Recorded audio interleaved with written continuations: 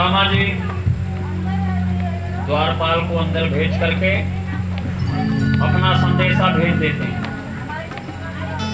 द्वारपाल ने जाकर के विनय पूर्वक कन्हैया जी से कहा, हे राजन, एक ब्राह्मण आपसे मिलने की आज्ञा चाहता है। अब कन्हैया चौंक गए, बोले हमारे राज्य में ब्राह्मणों को मिलने के लिए आज्ञा की जरूरत कब से पड़ने लगी? ब्राह्मण तो जब चाहे बेखटके हमसे मिल सकता है। अब ब्राह्मण भी आज्ञा लेकर के मिलेंगे। बोले महाराज वैसे वैसे ब्राह्मण नहीं है। बोले तो? बोले वो विशेष क्वालिटी के ब्राह्मण। बोले अच्छा, उनकी और ब्राह्मणों से कुछ अलग क्वालिटी है? बोले हाँ महाराज। बोले कौन है, बताते हैं। बोले शीश पगाना झगातन पे प्रभु जान को वाही बसे के ब्राह्मा धोती फटी से लटे दुपटे अरुपाय उपाना के नहीं सामा।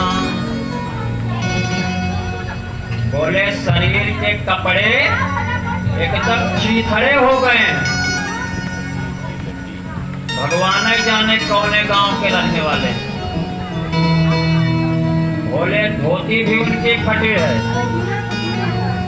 पैर में उनके चप्पल जूता कुछ नहीं है, खड़ाऊं नहीं है।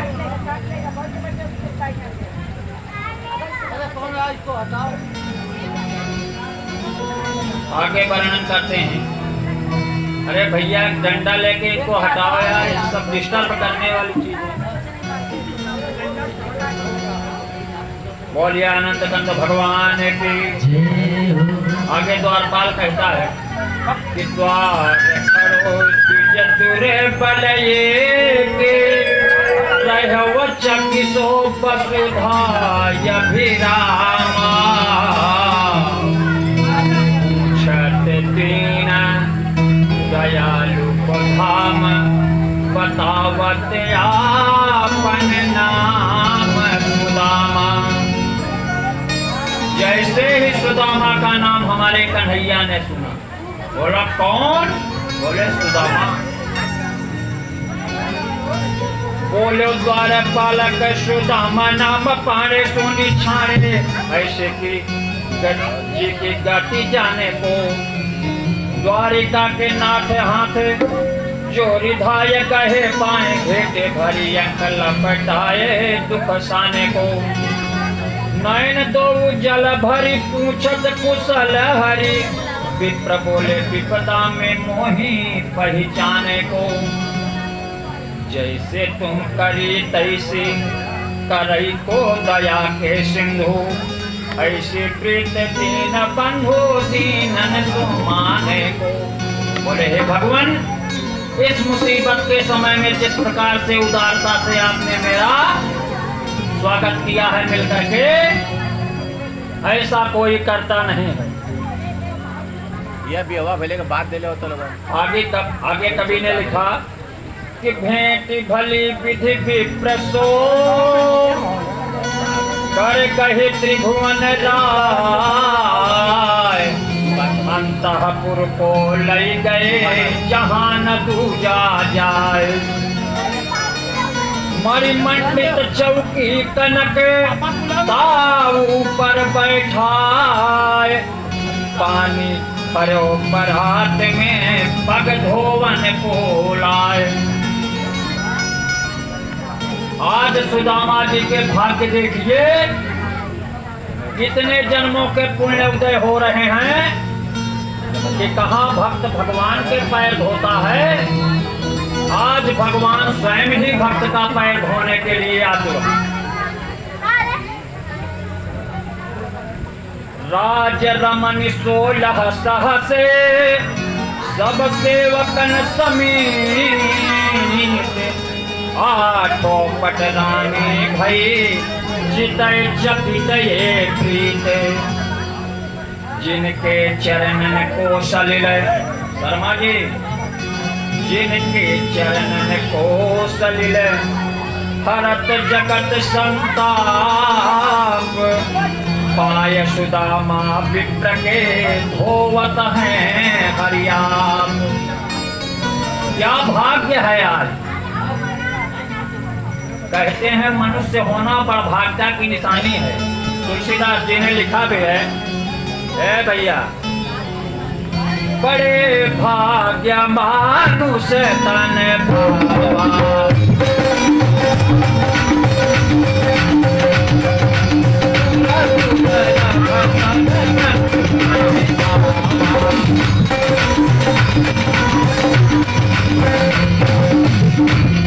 आज सुदामा जी के भाग्य देखिए।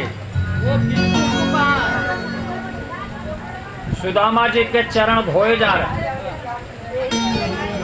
महिमा मंडित मणिमंडित चौकियों पर सुदामा जी स्वर्ण के सिंहासन पर बैठे हैं।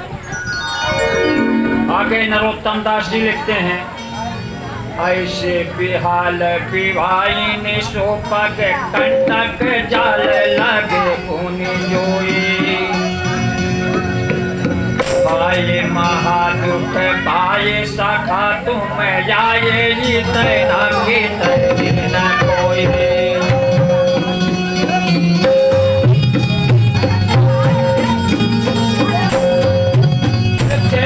सुदामा की दीन दशा,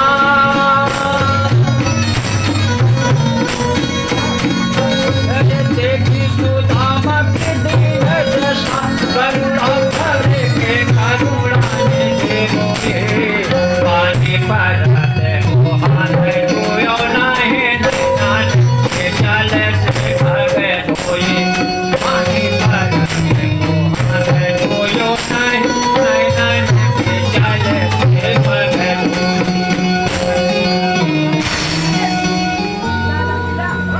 आज हमारे बाल कन्हैया द्वारिकाधीश सुदामा जी के चरणों को धोते जा रहे हैं और उनके पैरों में जो कांटे लगे हैं, जो हाथ से निकल रहे हैं, हाथ से निकाल रहे हैं, नहीं तो दांतों से खींच ले।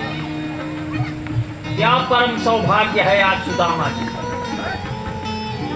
और धोया किस चीज से जा रहा है, उनके चरणों में गड़े हुए कांटे देख करके कन्हैया हमारे रोने लगे और रोते रोते अपने आंसुओं से उनके चरणों को धो डाला। अब जब उनका चरण धुल गया शर्मा जी, तो ले जाकर सिंहासन पर बैठ गए। वस्त्र इत्यादि बदले गए, रेशमी आभूषण, रेशमी वस्त्र पहनाए गए, आभूषण पहनाए गए। उनके शयन कक्ष में उनको बैठाया गया। सारी रानियां भी बनी। अब कन्हैया लीला शुरू कर रही है। हाँ, बोले का हो कन्हैया, का हो सुदामा। बोले हाँ भैया। बोले जब आप आ रहे थे तो कैसे आए। बोले पैदल। बोले यार एक चीज तो भूल गए पूछना। बोले क्या। बोले शादी उदी कर लिए हो कि नहीं। बोले भैया शादी भी कर लिया, बच्चे भी हो। बोले अच्छा। तो बोले जब यहाँ आ रहे थे हमारे पास तो भाभी जी को बता के नहीं आए हो क्या। बोले बता के तो आए। तो बोले भाभी जी कुछ दिया नहीं हमारे लिए। बोले नहीं। और यही कह के इतनी चावल की जो पोटली है उसको कांख में दबाई जाए। कन्हैया की निगाह पहुंच गई कि कुछ ये बंदा छिपा रहा है। बोले बताओ हाथ में क्या दबाए। बोले कुछ नहीं है। बोले कुछ तो है, क्योंकि तुम्हारी चोरी की आदत बहुत पुरानी है। कन्हैया जी ने उनको याद करवाया। बोले पक्के चोरकट हो तुम, लड़कपन में भी नंबर 1 के चोर थे। तो रानियां सारी हंस पड़ी।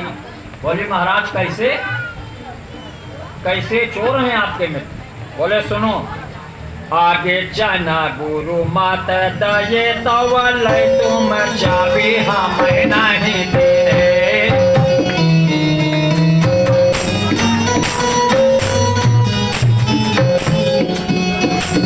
श्याम कहे सुदामा को चोरी की पान में हो जो प्रवीण है।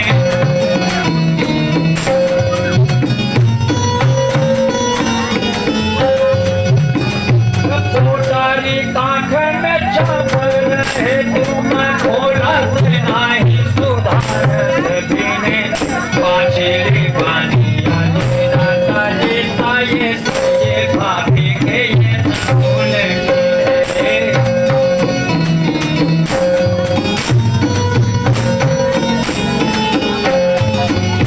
आज अपने कहानियों से बता रहे हैं कन्हैया बोले पक्का चोर है जो आज बैठा है हमारे पास।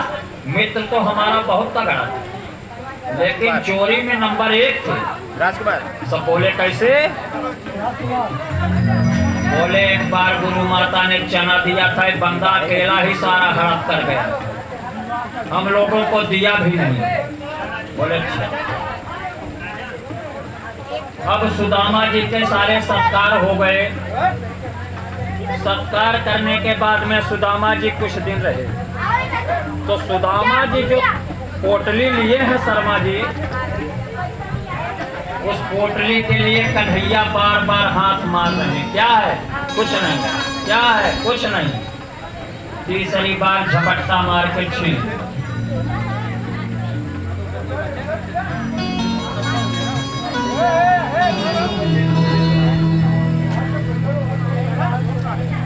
जब पोटली को छीन लिया तो पोटली को ले लिया और खोल दी। तो कुछ विद्वानों ने, श्रीमद् भागवत में प्रमाण नहीं आया, लेकिन विद्वानों ने अलग अलग कथा की रोचकता के लिए कुछ अलग से शब्द डाल दिए। बोले जब सुशीला वहां से तंदूर चावल दे रही थी तो उसी में एक चिट्ठी भी डाल दी। और चिट्ठी में लिखा क्या था? खाली एक लाइन का दोहा। क्या? देवर जी हर माह में, देवर जी हर माह में कोई एकादशी हो, लेकिन मेरे गेह में रोज एकादशी हो। ये नहीं लिखा था कि सुदामा को भेज रही हूं इनको धन दौलत दे देना। अपनी पूरी व्यथा लिख दिया एक शब्द में कि हे देवर जी, महीने में तो 2 एकादशी आपकी बनाई है, एक कृष्ण पक्ष में एक शुक्ल पक्ष में, लेकिन हमारे यहाँ रोज एकादशी रहती है। तो कन्हैया समझ गए कि इनके यहाँ उपवास का तांता लगा हुआ है, क्योंकि एकादशी जो होती है उपवास का दिन होता है। कन्हैया ने खोला और एक मुट्ठी चावल को चबा गए। और जैसे मुट्ठी में एक मुट्ठी चबाए, एक लोग उनके अधीन कर दिया। तब तक दूसरा भी 2 लोग अधीन हो गए और तीसरा उठाए थे कि रुक्मिणी जी ने पकड़े। बोले महाराज जब सब कुछ इन्हें को दे दोगे तो हम लोग कहाँ रहे? बोला ऐसे मित्र के ऊपर सर्वस्व कुर्बान है, सब बलिदान है, सब कुछ दे दूंगा तो भी सुदामा के लिए कम है। आज सुदामा जी अपने भाग्य पे अत्यंत गर्वित हो रहे हैं। कह क्या रहे हैं अपने मन में कि मैंने ना कुछ इनसे मांगा, ना इन्होंने कुछ दिया। फालतू कहे जा रहे हैं कि इनके ऊपर सब कुछ कुर्बान है, पता नहीं क्या दे दिए, कपड़ा दिए हैं या ढीले में, खाना खिलाए हैं, कहेंगे तो भीख सीख मांग के इनको ला के लौटा देंगे। सुदामा जी या करते भी थे, ब्राह्मण वैसे भी क्रोधी होता है। 4-6 दिन रहे, सुदामा जी की हो गई विदाई। अब जब विदाई किया कन्हैया ने तो चलते समय क्या किया? सुदामा भैया बोले हाँ। बोले आपका कपड़वा धुलवा दिया है, अपना पहन लीजिए, हमारा वाला सब उतार देंगे। अपना कपड़ा उतार उनके पहना दी। सुदामा जी यहाँ से चल पड़े और मन में बहुत खुश हैं कि पत्नी के कहने से मैं चला तो आया हूं, लेकिन अच्छा हुआ कि मैंने इनसे कुछ मांगा नहीं और इन्होंने हमको कुछ दिया भी नहीं, यहाँ तक कि आने जाने का मोटर का किराया भी नहीं। और जब चावल चबा के चिट्ठी पढ़े थे कि देवर जी हर माह में 2 एकादशी हो, लेकिन मेरे गेह में रोज एकादशी हो, तो 2 मुट्ठी चावल चबा के उन्होंने जवाब भी उसी में बांट दिया था गमछे में। उसमें क्या लिखा था इन्होंने कि भाभी जी हर माह में 2 एकादशी हो, लेकिन तेरे गेह में अब कभी न एकादशी हो। आज के बाद अब तुम्हारे घर में कभी एकादशी का त्योहार नहीं पड़ेगा। और विश्वकर्मा जी को भेज दिए, बोले जा करके जैसी हमारी बैकुंठ नगरी है, द्वारिका नगरी है, उसी प्रकार से सुदामा जी का भी महल खड़ा कर। भगवान जब देते हैं तो इस प्रकार से देते हैं। और सुदामा की जो पत्नी है सुशीला, उनसे भी ज्यादा दानी है। उन्होंने कहा, जब विश्वकर्मा जी ने कहा कि हम आपका घर बनाने आए हैं, तो बोला हमारा अकेले का मत बनाओ। बोले तो बोले बनाना है तो जितना आस पड़ोस में है सबका बना सको तो बनाओ, नहीं हमारा छोड़। बोले वो तो भगवान से पूछना पड़ेगा। बोले पूछ लो। विश्वकर्मा जी ने भगवान से पूछा कि प्रभु, सुशीला रानी तो कह रही हैं कि जितने लोग हैं गांव में सबका घर बनेगा, तो हमारा बनाना, नहीं बने तो मत बनो। बोले वो जैसा चाहती है वैसा कर दो। अब सुदामा धीरे धीरे 15 दिन की टूरिस्ट यात्रा करके जब वापस आए, वो अपने नगरी में पहुंचे और बड़ी बड़ी अट्टालिकाएं खड़ी देखा। बोले हो गया धोखा, तगड़ा धोखा हो गया। अपने मन में चिल्लाना शुरू। एक आध लोग सुने, बोले क्या बात है भाई? बोले कोई राजा आया, यहाँ कब्जा करके हमारे बीवी बच्चों का भी हरण करके ले गया। पता नहीं कौन राजा यहाँ अपना महल बना लिया। 15 दिन के लिए मैं बाहर क्या गया, 15 दिन में सारा कायाकल्प हो गया। तब तक ऊपर की अट्टालिका से सुशीला जी ने उनको पुकारा।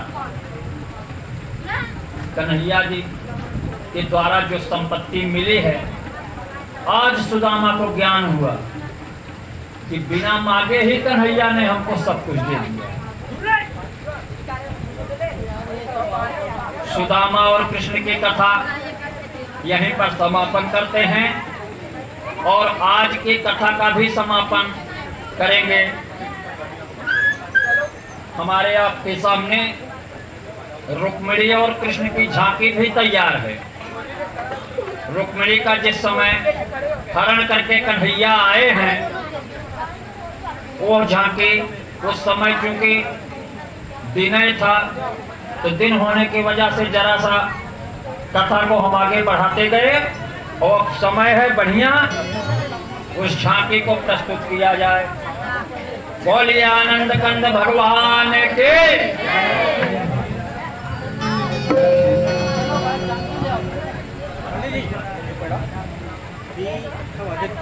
जरा ये अभी सुदामा पूरी हाइट